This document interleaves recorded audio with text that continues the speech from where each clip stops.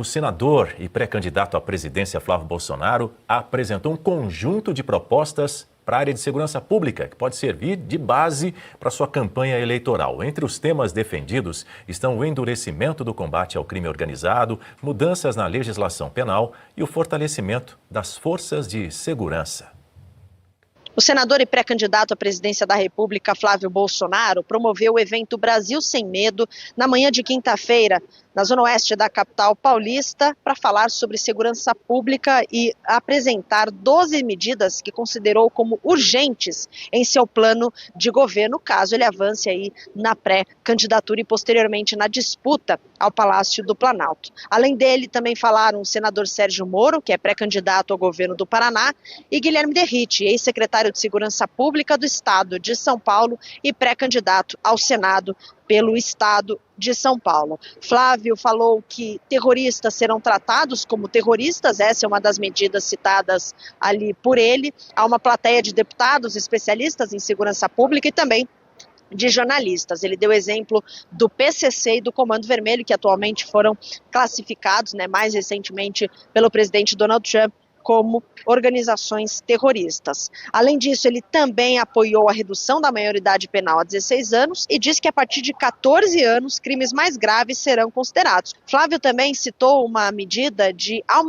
ampliar o número de presídios no Brasil. Segundo ele, caso ele avance aí nessa disputa, ele deve implementar mais 5 presídios junto dos outros 5 federais e chamou esse complexo de treva para mandar uma mensagem específica aos bandidos. Ele defendeu que bandidos de alta periculosidade sejam isolados para evitar contato com líderes de facções criminosas. Terrorista vai ser tratado como terrorista. Vamos declarar PCC, Comando Vermelho e milícias e todas as outras facções como organizações narcoterroristas. Eles serão perseguidos com força e inteligência, para que os seus líderes sejam presos e os seus negócios ilícitos sejam asfixiados. Para isso nós precisamos mudar a nossa Constituição, vamos precisar de um Congresso, de um Senado, de uma Câmara integrada por parlamentares que nos apoiem nessas pautas. Flávio também teceu muitas críticas ao governo federal, disse que os investimentos do atual governo Lula são muito baixos em segurança pública e também afirmou que não há uma proposta clara, algo que Sérgio Moro também confirmou durante o evento. Nos últimos 4 anos, nós fomos na direção contrária. E o mundo do crime, Flávio, ele percebe isso. Quando ele percebe que tem um governo que é frouxo, que é um governo que é conivente, que ele é leniente com a criminalidade, ele vai avançar. Então, o primeiro ponto é mudar essa maré. E aí precisa realmente ter propostas duras. Já há diversos projetos tramitando com esse intuito no Congresso Nacional. E só não vai para frente porque não tem o apoio do presidente da República, porque ele não tem uma base no Congresso Nacional e porque ele entende que defender mulher é fazer discurso fácil.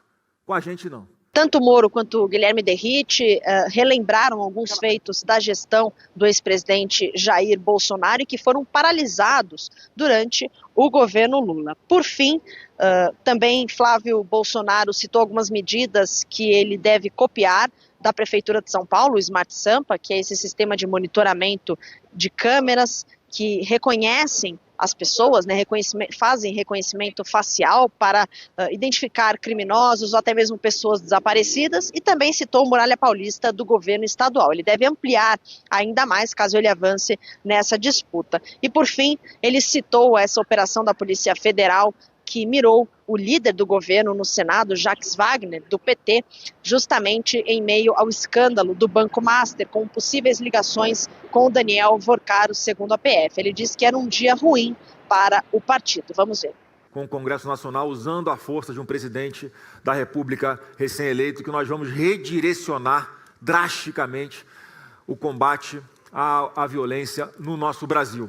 E, como eu disse há poucos dias, esse plano aqui é uma péssima notícia para o PCC, para o Comando Vermelho e para o PT, que hoje está tendo um dia pior ainda, porque o PT da Bahia acaba de ser implodido pela Polícia Federal com a operação contra o líder do governo do PT no Senado Federal, Jacques Wagner. Queremos te ouvir, Marcelo Suano. Sua Excelência, o senador Flávio Bolsonaro, ele foi muito elegante na hora que ele falou o PCC, o Comando Vermelho e o PT. Por qual razão? Provavelmente ele não está fazendo nenhuma alusão de que são as mesmas coisas, mas ele deveria ter falado PCC, PT e Comando Vermelho, para dizer que está entre os dois. E é interessante porque isso corresponde a um dado que para nós está ficando cada vez mais claro, e razão pela qual ele foi tratar de segurança pública. Ele sabe, e isso é dado concreto, todo mundo no Brasil tem medo de andar nas ruas. Não existe segurança porque a segurança é uma sensação, e não todo mundo tem a sensação contrária da insegurança. Por qual razão? Porque sabe que o governo federal nunca se preocupou em resolver o problema da segurança. Mesmo porque um presidente da República, quando o candidato fala que não tem problema nenhum o indivíduo roubar um celular para ir tomar uma cervejinha, ele está muito enganado, porque o roubo do celular, pelo fato de ser roubo, já tem a violência na sua execução do ato. E essa violência pode levar à morte, ou seja, para ele, tanto faz que contra qualquer coisa, porque ele precisa consolidar o seu nicho eleitoral. E o nicho eleitoral está exatamente vinculado a esses grupos. Não são só 2 grupos de organizações criminosas, não. Não são apenas 2. Nós temos mais de 50 no Brasil. É que esses 2 conseguiram ter relevância transnacional e por isso se configuraram e foram identificados como terroristas, mas todos atuam de uma maneira terrorista. Aí o que faz o Flávio Bolsonaro? Acertadamente vai e trata da segurança. A única questão é que para aplicar o modelo Bukele, concordo plenamente, outros pontos têm que ser trazidos à tona, além das prisões. Começa com as prisões, mas tem que ser utilizado de uma maneira absoluta para aplicar aquele modelo, que é um modelo que deu ao Bukele quase 90%, pouco mais de 90% de aprovação da sua sociedade, porque ele resolveu o problema daqueles marginais, e aqueles marginais são muito piores do que a gente imagina. Uma daquelas gangues que trabalha nos Estados Unidos, que é a Mara Salvatrucha, sabe como é que é o processo de seleção deles? O indivíduo tem que mostrar que tem frieza para matar. Logo, eles matam qualquer pessoa na rua, independente de vínculo. Eles têm que chegar lá e matar para dizer, eu matei. Isso é nos Estados Unidos que a Mara Salvatrucha trabalha, mas ela trabalha em articulação com as suas representantes nos demais países da América Central. Vejam, ali nós temos um fato.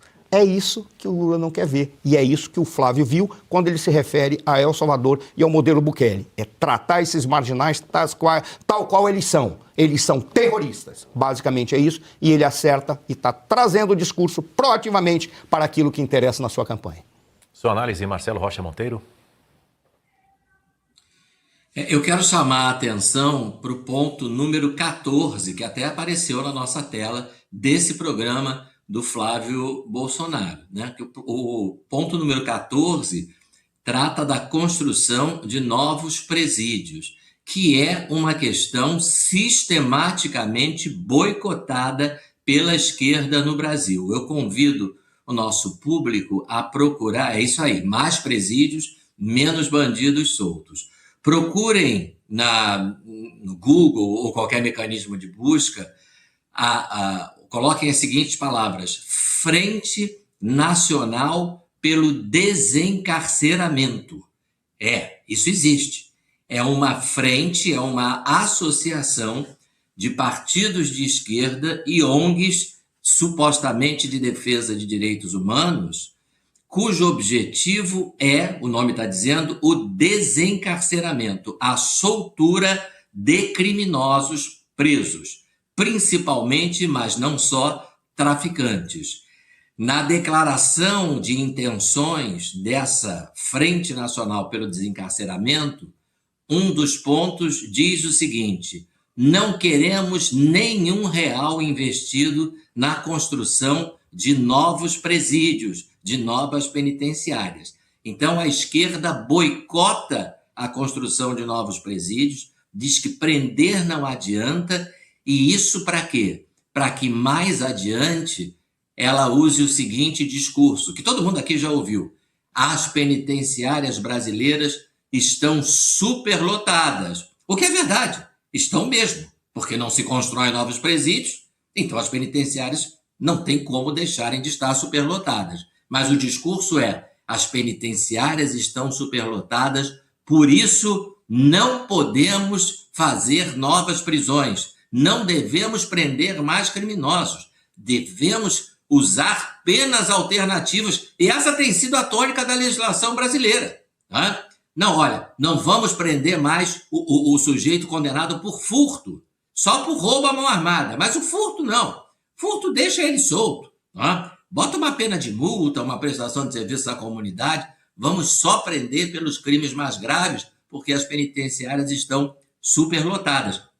E essa política teve resultados há 40 anos que a nossa legislação segue essa política. Tá?